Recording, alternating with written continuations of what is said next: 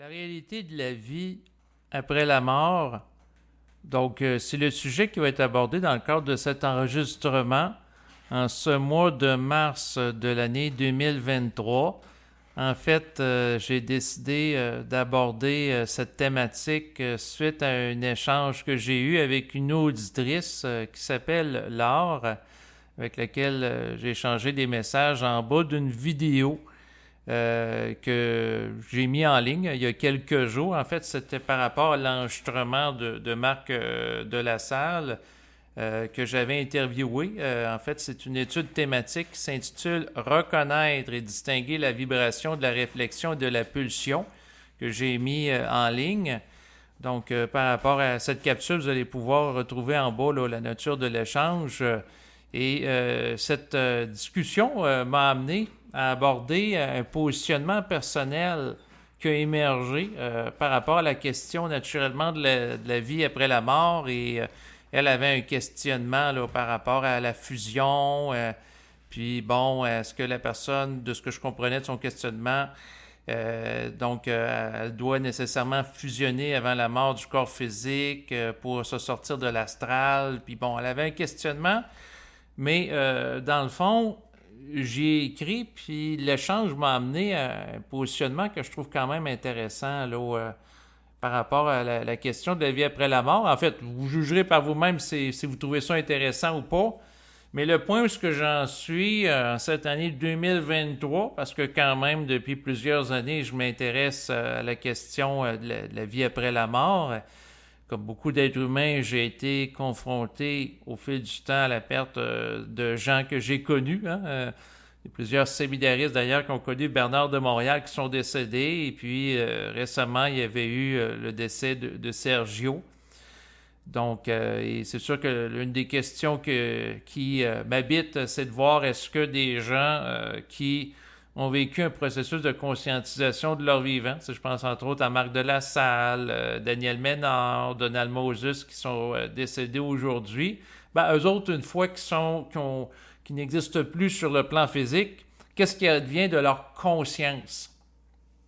Donc, c'est un questionnement que j'ai depuis plusieurs années. Et puis, ce qui a émergé en moi par rapport à la question de la vie après la mort, ce que j'y ai écrit d'ailleurs, c'est que j'en viens à la conclusion personnelle qu'il n'est pas possible pour moi de savoir à 100% quelle est la réalité de ce qui nous attend après le vécu à travers un corps physique, un corps biologique, quand on ne l'expérimente pas maintenant.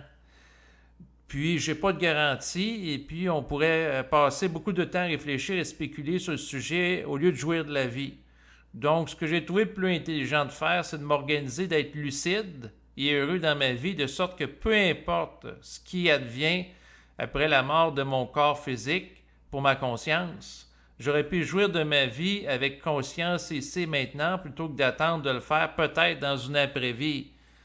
Donc, autrement dit, le message que je vous présente, qui est en lien direct avec la philosophie du jovialisme présentée par André Moreau, c'est quand, sinon maintenant, ou sinon ici, et j'applique ça au bonheur. Donc, autrement dit, ce qui est fondamental dans ma vie, c'est d'être bien. Puis si, dans le fond, on veut être très sceptique, il y a peut-être des gens qui me disent, bon là, le double, le plan astral, tout ça, ça n'existe pas, c'est de la fabulation. Bon, mais à la limite, là, si on prend la perspective très matérialiste, qu'il y ait de la vie ou non après la mort, comme on peut le souhaiter en tant qu'ego, ce qui importe fondamentalement, c'est d'être heureux ici et maintenant. Parce que si on attend dans l'après-vie, un peu comme les chrétiens qui, eux autres, vont dire, ben là, si je mène une bonne vie, je vais être au ciel, je vais aller au paradis. Ils remettent plus tard le soin d'être heureux. Ben à ce moment-là, s'ils ne se retrouvent pas au paradis, ou s'ils se réincarnent, ou s'ils ne se réincarnent pas, ou s'ils n'ont pas des vies parallèles, ben à ce moment-là, ils peuvent vivre la déception. Donc, j'en suis à un point que la lucidité m'amène aujourd'hui à être, bon, je savoure ce que je peux savourer maintenant. Les actions concrètes que je peux faire dans mon quotidien, je vais les engager pour mon mieux-être ou le mieux-être de ma famille, étant donné que je suis père d'une fille. Puis, dans le fond, ce qui arrivera après, parce que ça fait des années, j'ai fait plein d'entrevues avec plusieurs invités, j'ai lu des livres, j'ai écouté des conférences. Et c'est sûr qu'en tant qu'ego qui réfléchit ou analyse dans la dimension intellectuelle de ma personne, ben à ce moment-là, j'ai pas une capacité de compréhension par rapport à la vie après la mort, mais en même temps, simultanément, au niveau intuitif, j'ai la certitude sur le plan vibratoire énergétique que tout... en fait, la conscience est un champ de réalité qui continue à exister. Ça, j'en ai une certitude. D'ailleurs, on a des travaux, là, que ce soit le champ morphogénique dont parle Rupert Sheldrake, ou sinon, si on parle, Carl Gustav Jung parlait de l'existence de l'inconscient collectif. Ensuite, il y a des doctrines orientales là, qui vont parler des annales akashiques.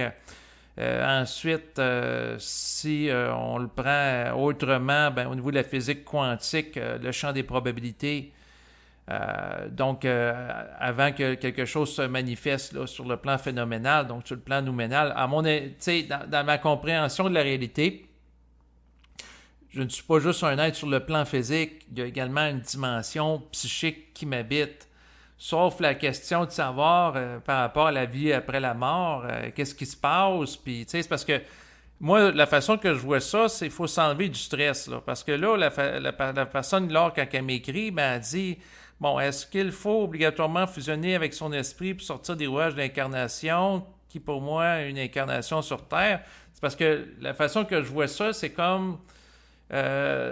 pour être libre, il faut fusionner avec l'esprit, puis là, à ce moment-là, on peut sortir de l'astral. Et c'est parce que la question de la fusion, comme l'avait d'ailleurs abordé Bernard de Montréal, c'est pas du ressort de l'ego. C'est ça la grande chose, c'est que l'ego, de ce que je comprends aujourd'hui, peut pas rien faire pour connaître un changement au second niveau en relation qu'une réalité énergétique. C'est que soit qu'il est pénétré par la réalité énergétique de l'esprit qui lui donne accès à une forme de conscience créative, une capacité de parler entre autres vibratoirement, soit qu'il ne le vit pas.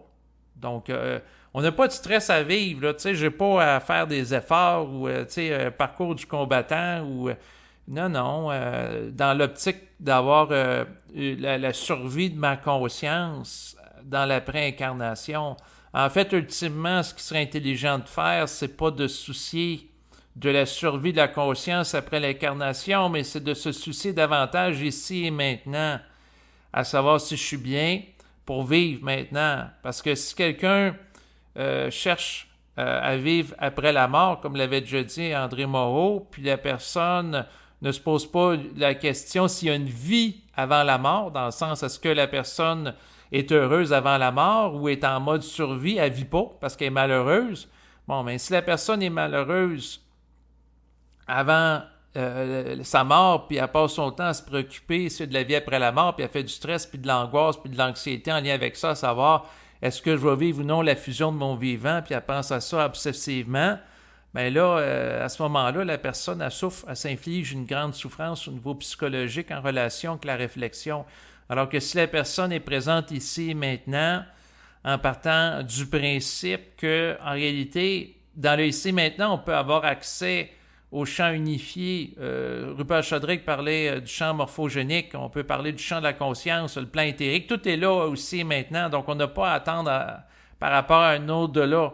Donc si on change de perspective, puis on est dans l'immanence, plutôt dans une perspective de transcendance, parce que dans la transcendance, souvent le piège qui est associé à ça pour nous amener à faire une fuite en avant, c'est de dire, OK, on est un être humain, on est dans un corps biologique, mais éventuellement, on peut transcender notre condition pour avoir accès à une autre réalité. Alors que dans l'immanence, tout est là maintenant et la réalité du plan éthérique peut être accessible ici et maintenant. Donc, il suffit que la conscience se branche au champ d'énergie puis elle peut avoir accès à certaines données intuitives. Un peu comme quand on va se brancher sur Internet. Dans le sens que quelqu'un qui est branché sur le réseau Internet peut avoir accès à une information qui, dans le fond, est là, une donnée. Et des personnes qui se branchent sur le même réseau, qui ont accès à l'info nuagique, au cloud, ils peuvent, en captant la même information, à ce moment-là, agir par concertation ou faire ce que certains vont appeler de la télépathie. deux personnes qui sont branchées à la même information, que les deux, par exemple, s'appellent simultanément, puis il y en a un qui essaie de rejoindre l'autre, puis l'autre, il ne peut pas le rejoindre parce que ça marque que la ligne est occupée. Ben, ça signale que la ligne est occupée, alors qu'en réalité, c'est parce que l'autre personne cherche à le rejoindre en même temps. Ben, ce genre de choses-là peut arriver. Donc, pour moi, il y a des coïncidences significatives qui sont au-delà de l'ordre des probabilités, puis ça s'appuie sur un vécu par rapport à des gens. À un moment donné, je pense à quelqu'un, la personne m'appelle, et ainsi de suite. Donc, il y a une réalité unificatrice qui peut être accessible à travers l'ouverture d'esprit et l'intuition. Être capable d'entrer d'une manière volontairement consciente dans un état de transe qui nous donne accès à une compréhension vibratoire qui est par-delà l'intellect. Donc, être dans l'ouverture, la conscience sensible, intuitive, donc être mis en relation avec ce qu'on appelle la conscience extraneuronale. Et lorsque la personne est capable de se brancher au tout, la personne ne cherche pas, comment dire, à réfléchir dans l'après-vie, parce que quelqu'un qui est vraiment occupé à célébrer puis à vivre pleinement sa vie ici maintenant, il ne se préoccupera pas de l'après-vie, un peu comme un enfant qui est heureux puis il joue avec des jouets. L'enfant qui est captivé avec son rocher, il ne se pose pas la question, y a-t-il de la vie après la mort? Il savoure son moment présent, il est tout là dans ce qu'il fait, un peu comme un artiste peintre qui va expérimenter ce qu'on appelle le flow, F-L-O-W. Donc, lorsque quelqu'un fait vraiment quelque chose qui le passionne, comme par exemple une peinture, il va perdre la notion du temps et de l'espace parce que l'activité va l'amener à connaître un état de transe. Donc, quelqu'un qui fait vraiment une peinture, puis c'est sa passion, puis il aime ça, il ne voit pas le temps passer. Et des fois, on entend parler des artistes, que ce soit un musicien qui va composer une chanson ou un artiste peintre qui fait une peinture, puis ils vont nous dire qu'ils ne voient pas le temps passer. Puis les gens vont dire, ben non, ça se peut pas, le temps passe pareil. Oui, le temps passe pareil, mais il n'est pas dans une conscience réflexive où sa conscience va temporaliser le temps. Parce qu'il va être pleinement là, il va être en état d'unité avec ce qui est, donc en une forme d'état de fusion avec le tout, d'union avec la totalité qui l'amène à sortir momentanément d'une conscience réflexive. Donc, par rapport à l'écoulement du temps au niveau psychologique. Donc, il vit un état de conscience qui dépasse ça. Et c'est souvent atteint dans un état de transe.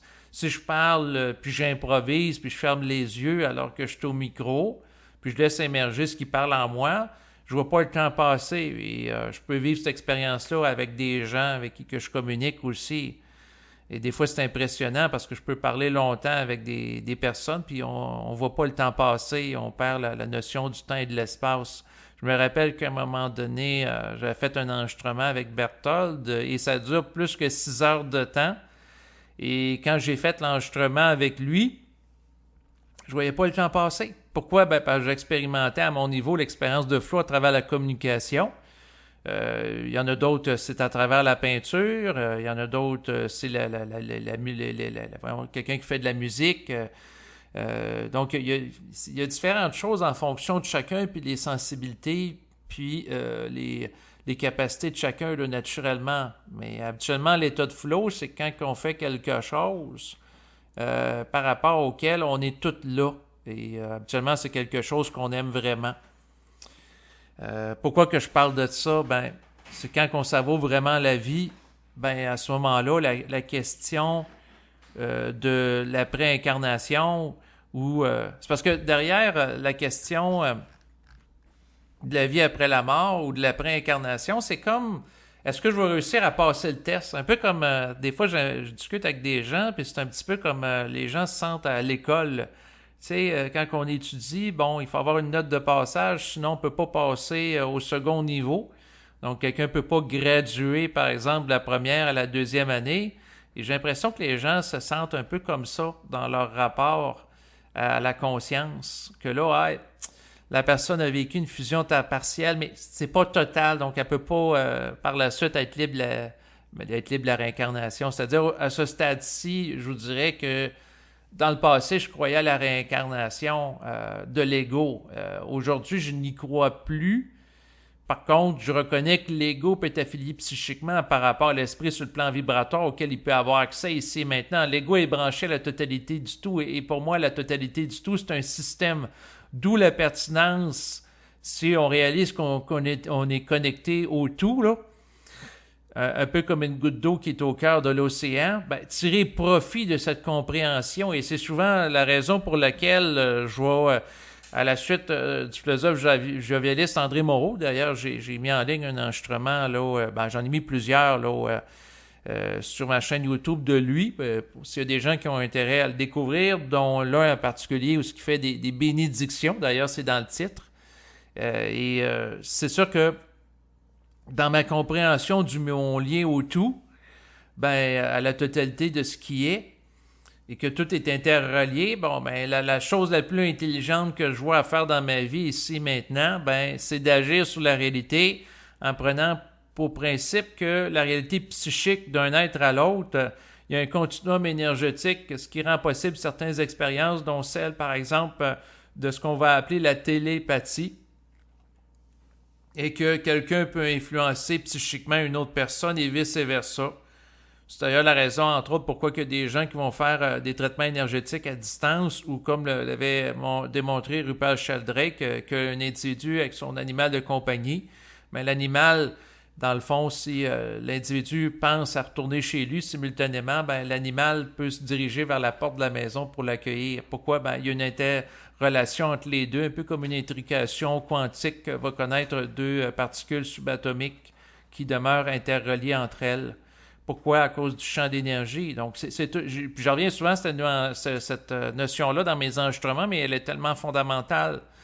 Donc, récemment, ben, j'ai invoqué de bénir pour l'abondance de l'infini. Et chose surprenante, j'ai eu l'occasion, il y a à peine quelques heures, d'avoir une offre incroyable là, de la compagnie avec laquelle je fais affaire là, pour l'accès à Internet, également la téléphonie, une offre que je ne m'attendais pas. J'étais très content. Puis il y a des petites opportunités qui se présentent dans ma vie. Mais je vous dirais que quelqu'un qui serait sceptique va dire, ben c'est parce que tu t'auto-suggestionnes, puis ton auto-suggestion fait que tu polarises ta conscience pour être disponible à percevoir les opportunités, puis les interpréter, puis les...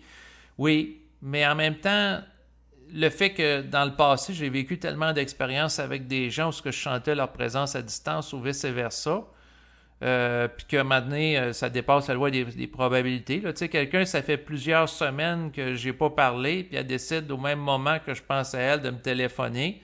Ça m'est arrivé il y a quelques jours. Ben, ouais, c'est ça. C'est arrivé il y a quelques jours. Ouais, je repense à ça, puis je trouve ça comme à peine croyable. Tu sais, c'est bizarre. Il y a des gens, bon, la personne, on est habitué de l'appeler à toutes les semaines ou les 2 semaines, puis elle nous téléphone. C'est comme pas surprenant, tu sais, c'est comme même prévisible. Mais là, si ça fait plusieurs mois que je n'ai pas parlé à une personne, la personne me contacte. Puis au moment même que je pensais à elle, dans la même période, elle m'a laissé un message, en fait, sur mon répondeur. Et puis, j'avais pensé, c'était le matin, puis c'était dans les mêmes heures. Si j'aurais pensé à elle en après-midi, ça n'aurait pas été pareil, parce que là, on m'aurait laissé le message le matin, mais c'était au même moment. Il y a comme des connexions qui se font. C'est de tirer profit de ça. Puis qu'on peut influencer les gens à distance ou vice-versa. Et en lien avec ça, ben, je vais compléter l'enregistrement. Ça fait un bon bout de temps que je parle avec une petite session de bénédiction. Donc, s'il y a des gens qui s'intéressent, vous pouvez vous joindre à moi. Parce que c'est un geste qui peut nous avantager. Donc, je bénis ma santé. Je bénis ma capacité d'être disponible aux opportunités qui peuvent se présenter à moi. Je bénis par la suite ma capacité de bénéficier de l'intelligence cosmique. Je bénis ensuite ma capacité d'avoir une bonne stabilité émotionnelle, d'avoir une bonne compréhension intellectuelle. Donc, je l'investis de mon énergie, mon intellect, ma structure émotionnelle, ma structure physique. Je bénis la santé de mon corps physique. Je bénis sa souplesse. Je bénis sa force musculaire. Je bénis le fonctionnement adéquat de mes intestins, de mes reins, de mon corps, mon cœur, pardon, et de l'ensemble des organes qu'il compose. Je visualise ici maintenant la lumière de la vie qui est superposée à mon corps physique sur le plan biologique. Je bénis mes alliés psychiques. Je bénis les amis de mon essence. Je bénis les gens qui apprécient mes enregistrements et qui osent se bénir. Je bénis ma capacité à faire preuve d'autonomie décisionnelle. Je bénis le lieu où je vis pour qu'il soit chargé d'énergie. Je bénis mon sommeil réparateur, surtout dans une période où j'ai une jeune fille qui ne fait pas toutes ses nuits. Tiens, je pourrais bénir sa capacité de faire ses nuits et que le sommeil soit récupérateur pour elle. Je bénis naturellement son sain développement sur le plan physique en ayant conscience que si je bénis quelque chose, eh bien, si j'ai un retour par rapport à ça, il faut que ce soit un retour qui soit agréable pour moi, dans le sens que si on bénit par rapport à, par exemple, un enfant, son sain développement physique, bon, bien, avoir soi-même un sain développement physique, c'est intelligent, ou être en bonne santé sur le plan physique, émotionnel, intellectuel, ça l'est aussi. Donc, bénir des choses qui sont souhaitables et de réaliser que les autres êtres qui nous entourent, parce qu'on n'est pas séparés des autres sur le plan de l'absolu, mais sur le plan relatif, on en a l'impression, eh bien, à quelque part, derrière ça, de réaliser cela nous amène à quelque part réaliser que les autres sont une partie de nous-mêmes. Et on continue à bénir la capacité d'avoir accès à l'abondance de l'infini financière, des opportunités, comme il y en a une récemment. J'ai été vraiment surpris là, de ma compagnie de téléphonie, d'Internet. En fait, ce qui est arrivé il y a quelques jours, parce que bon, je fais affaire, je suis au Québec, là, il y a une compagnie qui s'appelle Vidéotron, et eux autres, ce qu'ils font, c'est qu'ils donnent, on peut avoir accès à des rabais. Et puis après une certaine période de temps, bien, ce qui arrive, c'est qu'on perd les rabais. Puis là, récemment, je les avais contactés par téléphone parce que ça faisait à peu près 1 an. Et au service de la rétention de la clientèle, souvent ils vont offrir des rabais et les rabais étaient échelus. Donc j'avais appelé pour demander de renouveler les rabais. Et par rapport à l'agent de Vidéotron, j'avais été extrêmement poli. Et à un point tel que je parlais avec lui, puis j'ai l'impression qu'il était mal à l'aise par rapport à ma politesse, dans le sens que j'étais très respectueux avec lui, puis il m'a donné j'ai demandé des rabais. Puis j'ai eu un rabais là, de 15 $ par mois, là, c'est quand même substantiel. Et sur l'Internet et le téléphone, là, les deux combinés. Donc, ça représentait un renouvellement de rabais là, par rapport à l'année précédente, parce que les autres donnent des rabais, puis après ça, si on ne les redemande pas, bien, on les perd. Et puis, par la suite, je n'avais pas demandé ça de me créditer la facture du mois présent, puis il me l'a offert.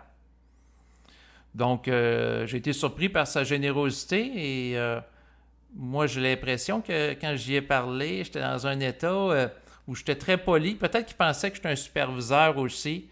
Je lui parlais avec une voix posée et j'avais un certain ton de voix. Puis, en même temps, j'étais dans un état d'esprit, ce que je bénissais que j'allais avoir quelque chose d'avantageux pour moi. J'avais ça en tête.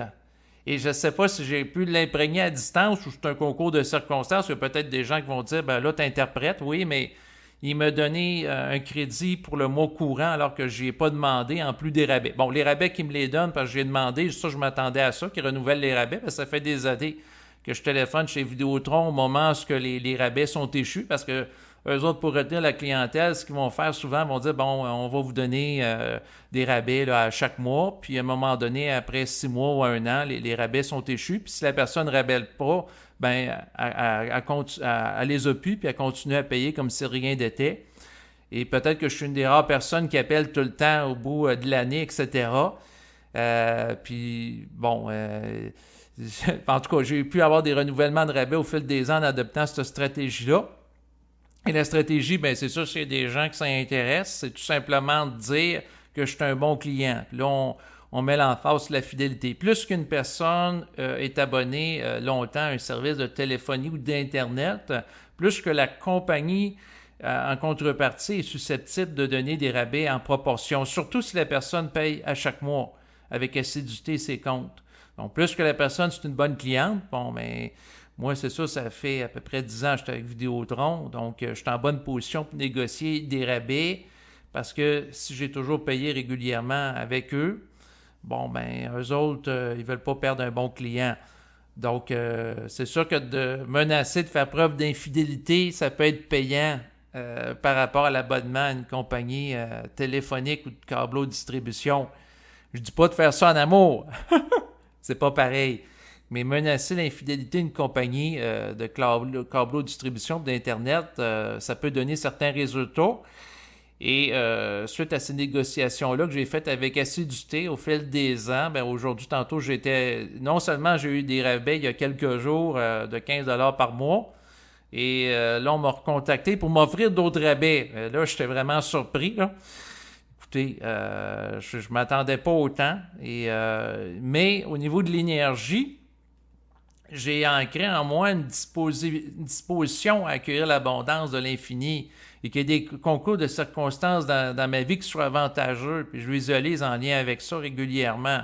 Bon, il y a des gens qui vont peut-être m'écouter et dire « Ah, c'est un coup de chance », puis là, tu surinterprètes. Oui, mais il y a eu d'autres événements dans ma vie qui se sont produits où ce que je visualise des choses ou des gens, comme je le disais tantôt, une personne elle me contacte le matin ou spécifiquement, je pense à elle, puis je pense rarement à elle, là, honnêtement, là, depuis plusieurs mois. Fait qu'il y a des concours de circonstances qui m'amènent à penser que je suis interconnecté. C'est pour ça que, entre autres, je fais des enregistrements, puis je partage. Puis des fois, je mets des enregistrements en ligne et c'est comme si je ressens à distance les gens qui écoutent les enregistrements. Il y a comme une réverbération énergétique derrière ça. C'est sûr, dans un esprit de générosité, je vais viser à travers mes enregistrements à partager qu'est-ce que je trouve intelligent et utile, là, dans le sens que qu'est-ce qui peut, comme compréhension de réalité, servir à apporter quelque chose de créatif, quelque chose qui va permettre d'améliorer le sort de l'être humain. Donc, c'est souvent la raison, entre autres, qui m'amène à étudier c'est quoi la santé physique, la santé émotionnelle, la santé psychique aussi, puis agir en ce sens dans la vie de tous les jours. Pour moi, c'est plus intelligent de passer d'énergie à s'occuper d'être bien dans sa peau ici et maintenant que de se préoccuper de la question de la vie après la mort, bien que c'est une question au fil du temps qui m'a habité.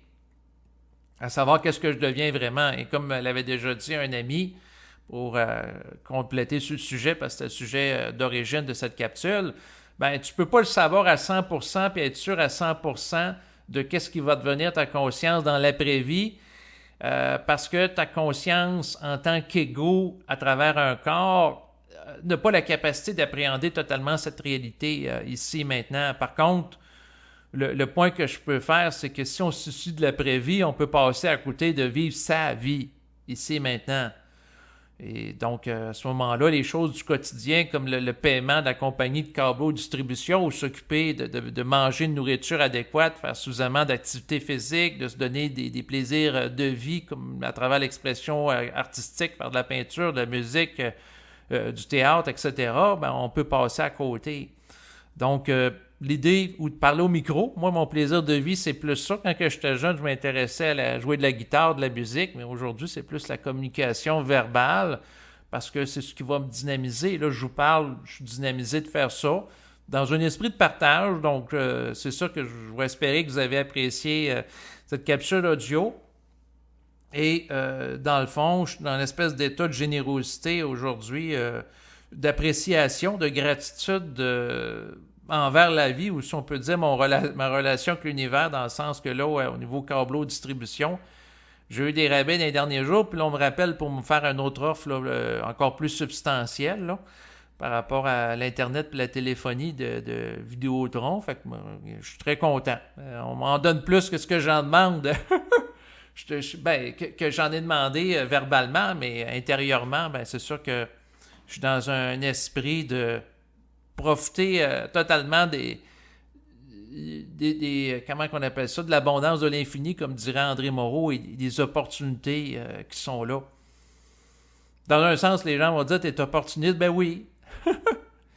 Ben oui, parce que j'ai un ego, puis si mon ego apporte des opportunités de faire des économies sur le plan financier, ou être heureux, ou d'avoir une bonne santé, c'est sûr que je vais vouloir en tirer profit. Comme j'ai déjà dit dans un autre enregistrement, si j'aurais l'opportunité d'être multimillionnaire, je serais très content de ça. Donc, c'est sûr que j'ai la perspective qu'il vaut être riche et en santé et être heureux, avec du relationnel agréable, que pauvre, malade, sans le sou, naturellement. Donc, c'est sûr que c'est un truisme que je viens d'énoncer, c'est-à-dire une pensée qui est quand même assez simple, abordable, mais pour moi, c'est fondamental. Et c'est sûr que si j'ai œuvré quelque chose dans mes actions au quotidien, dans la vie de tous les jours, soit dans mon contact avec les gens, bien, ça sera d'être heureux. Pourquoi? Ben, parce qu'une personne qui est heureux participe à quelque part implicitement au bonheur du collectif. Parce que quelqu'un qui est heureux ou qui jouit dans sa vie, il ne pensera pas à faire la guerre ou commettre des massacres. Si on prendrait les gens qui présentement font la guerre en Ukraine, que ce soit des Russes ou des Ukrainiens, si ces gens-là seraient heureux puis comblés dans leur vie au niveau financier, probablement qu'il y en a qui ne s'engageraient pas là, à faire la guerre là, par rapport à des mercenaires, parce qu'il y aurait de l'argent, ils ne mettraient pas leur vie en danger. Puis quelqu'un qui joue plusieurs fois par jour puis qui a des orgasmes, il ne pensera pas nécessairement à tuer. Par contre, quelqu'un qui est frustré sur le plan sexuel ou en général, c'est possible. Quelqu'un qui est épanoui puis qui est heureux, prenons par exemple quelqu'un qui a eu 2 ou 3 orgasmes pendant sa journée, il ne pensera pas nécessairement à tuer du monde avec des mitraillettes. Et c'est sûr qu'on est loin de la civilisation jovialiste, de l'orgasme étant reconnu comme une forme de thérapie qui amènerait une forme d'harmonisation entre les êtres par rapport au fait que la personne, quand elle est bien dans sa peau, sur tous les plans, là, pas juste au niveau orgasme, mais aussi au niveau intellectuel, au niveau émotionnel ou autre, une personne qui a une vie totalement harmonisée ne sera pas intéressée à tuer quelqu'un d'autre avec une mitraillette là, ou y envoyer des missiles.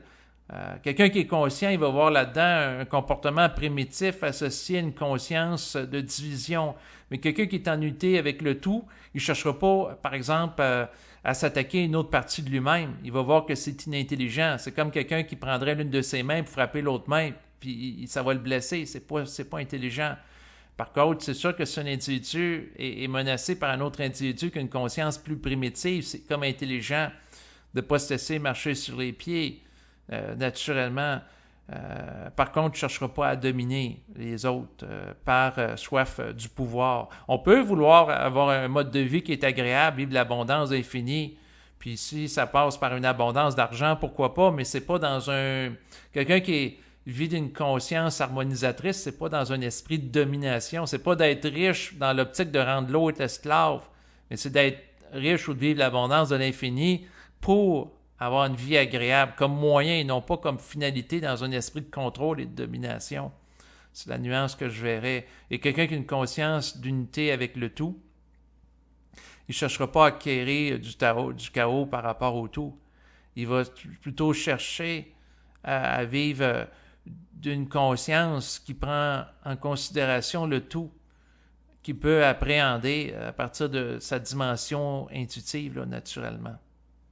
Donc, tout ça pour dire que ça peut être intéressant de bénir, par exemple, lorsqu'on parle avec l'agent du service de rétention d'une compagnie de câbleau de distribution, puis de visualiser le meilleur pour lui, qui est heureux, qui est traversé par notre énergie éthérique et qui, à quelque part, se sent en notre présence comme en la présence d'un saint, pourquoi pas? Peut-être que ça va avoir une incidence sur le rapport qu'il va avoir avec nous. Donc, si on ressent de l'amour pour lui à quelque part dans un esprit fraternel, avec une certaine forme de sincérité, et si lui le ressent, peut-être qu'il va être plus enclin à nous offrir des rabais qu'on n'a pas demandé. Donc, ça, c'est quelque chose par rapport auquel on peut expérimenter. Donc, on peut expérimenter d'autres choses avec d'autres personnes. Mais c'est sûr, c'est de voir que la vibration qu'on peut engendrer Elle peut traverser les êtres par-delà les dimensions physiques ou les distances. On peut parler avec quelqu'un qui s'occupe de la câblo-distribution à plusieurs kilomètres de distance de chez soi via téléphone. Et si la personne ressent notre vibration, ça se peut que ça ne laisse pas indifférent par rapport à la qualité de l'énergie qu'on peut véhiculer. Et si la personne est très sensible, ben à ce moment-là, puis elle apprécie notre vibration, elle va peut-être être plus encline à nous offrir une faveur ou quelque chose d'agréable, quoi qu'il en soit, que ma vibration ait pu rejoindre la personne qui j'ai parlé il y a quelques jours, qui m'a donné des rabais ou pas, le fait est que j'ai eu plus de rabais que j'en demandais. Donc, c'est bon pour la satisfaction à la clientèle. Mais c'est sûr qu'on peut mettre toutes les chances de son côté aussi. Donc, de générer la vibration. Parce que si on attend qu'une vibration belle se présente à nous, on peut attendre longtemps. Alors que si on est le principe émetteur de la vibration et que les gens, notre contact ou qui entendent nos propos trouvent ça intéressant, ben à ce moment-là, on devient un foyer de rayonnement. Et à ce moment-là, ben, c'est sûr que s'il y a des gens que ça leur donne le goût de saluer, donc si on s'allume, puis il y a des gens qui s'allument, puis on véhicule, qui se mettent à véhiculer également, eux, une forme d'amour fraternel dans la manière de parler, de vibrer. Puis là, les gens sentent ça, ben à ce moment-là, ça peut rehausser le niveau par rapport à certaines personnes. Quoique, si on agit, c'est toujours d'abord fondamentalement pour soi, parce que si on agit pour sauver le collectif, ben à ce moment-là, on peut être pris dans le piège du sauveur ou du messie, là, naturellement. Là. Mais, tout ça pour dire que, puis vous ferez l'expérience que vous voulez faire, advenant que vous en ayez la vibration, qu'à quelque part, quand que je m'installe dans un certain état d'être, j'ai l'impression qu'à quelque part, il y a quelque chose de moi qui se véhicule dans l'environnement, puis il y a certaines personnes qui peuvent l'intercepter puis s'ajuster à ça. C'est ainsi que je vois les choses. Et là, c'est vrai, je vous laisse et je vous dis à bientôt. Bonne fin de journée. Au revoir.